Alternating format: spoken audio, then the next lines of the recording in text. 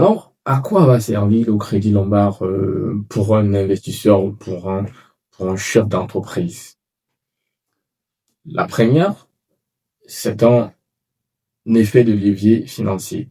Ça veut dire, vous pouvez investir davantage sans vendre vos titres, juste en utilisant leur valeur pour emprunter. Ça va également vous permettre d'éviter la vente de vos titres. Vous allez conserver, ça veut dire que vous conservez vos dividendes. La plus-value potentielle et l'antériorité fiscale. Vous pouvez éviter d'éventuelles plus-values imposables.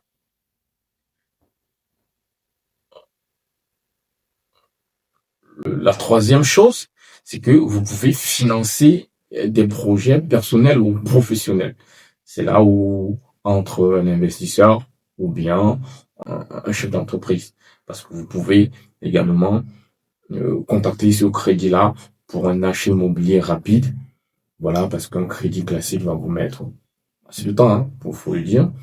Après, euh, peut-être parce que vous avez un besoin temporaire de liquidité, un investissement dans une entreprise ou bien de l'optimisation fiscale. Ça, c'est également quelque chose qui se fait très bien avec du crédit lombard. Quels sont donc les avantages et les inconvénients de ce crédit lombard? Comme avantage premier, on a la liquidité. Ça veut dire que vous allez garder encore vos titres et leur rendement sans les vendre, juste parce que vous les mettez en garantie. Ensuite, il y a un faible coût de financement, comme j'étais en train de le dire ici, parce que les taux sont souvent bas qu'un crédit classique de consommation ou immobilier. Vous avez également la flexibilité, parce que vous pouvez, parce qu'elle peut être utilisée en ligne de crédit, voilà, qui est souvent remboursable à tout moment. Un quatrième avantage, c'est que elle va vous servir de levier d'investissement.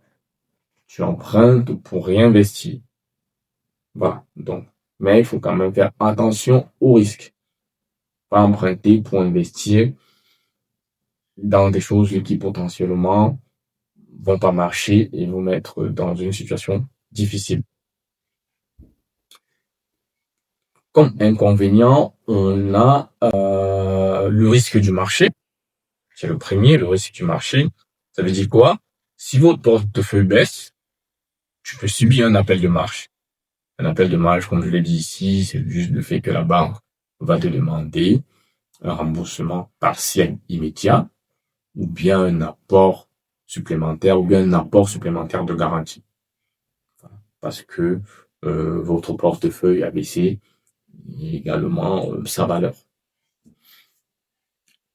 Un autre inconvénient, c'est un levier quand même assez dangereux. Voilà. En cas de crash du marché, vous allez perdre vos titres, mais vous devez quand même rembourser votre crédit. Donc, faut bien réinvestir ce que vous empruntez pour ne pas se retrouver dans ce genre de situation-là. Même si vous perdez vos titres, vous avez quand même de la rentabilité par rapport au crédit que vous avez pris par rapport à votre investissement. Également, un autre inconvénient, c'est l'accès, on va dire l'accessibilité. Parce qu'il faut dire que le crédit lombard est réservé aux personnes qui ont de l'épargne. Voilà, ou un portefeuille, supérieur ou égal à 50 000 euros. Souvent, les banques vont demander que vous ayez un portefeuille supérieur ou égal à 50 000 euros. Et ça, c'est certaines banques. Il y en a qui vont vous demander 30 000 euros, par exemple.